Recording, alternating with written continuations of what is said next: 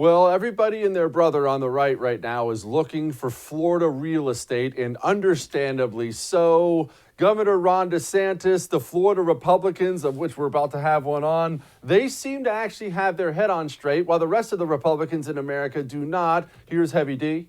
There was some type of report about potential travel restrictions on Americans and on Floridians, and I think it's an absurd report that they would be doing that. I think it would be unconstitutional, it would be unwise, and it would be unjust. And if you think about it, restricting the right of Americans to travel freely throughout our country while allowing illegal aliens to pour across the southern border unmolested would be a ridiculous but very damaging farce. So we will oppose it 100%. It would not be based in science. It would purely be a political attack against the people of Florida. Travel restrictions to Florida?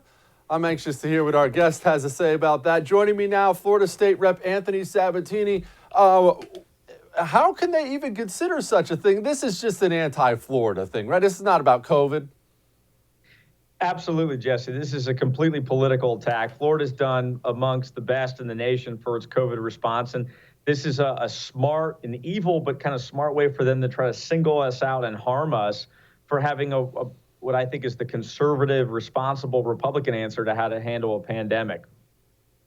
Now, what has been, for those who are unlucky enough to not be in Florida, what has been the Florida response? Did you guys lock everybody in their homes and weld the doors shut and put everyone in a bubble, or what? Absolutely not.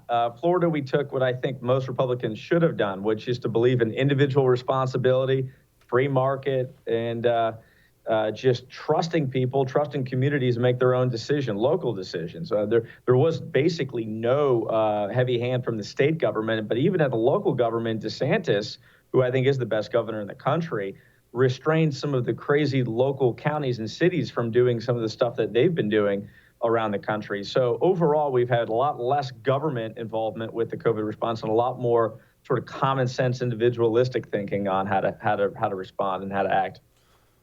Now, look, I have to ask, when did Florida get these fire-breathing Republicans like you and Heavy D who are actually decent? I'm in Texas. People think of Texas that way. Half our Republicans suck. When did this happen in Florida? You know, it's a really good question. Even before I became a legislature, I always looked at Texas. I thought Texas was the freest, most conservative, rock-ribbed state. And I really feel like we've surpassed them. I don't know. If I had to guess, if I had to throw something out there, I'd have to go with term limits. Texas does not have term limits. We do in Florida. Term limits brings a lot of newer type of ideas in, newer Republicans. And I think the breed of sort of liberty Republicans and freedom Republicans that DeSantis and myself represent, we've come in because of term limits. Hey, thanks so much for watching The First on YouTube. If you liked what you saw, go ahead and like and subscribe. You heard me. Like it, subscribe. You'll get a lot more of it and a lot more of me.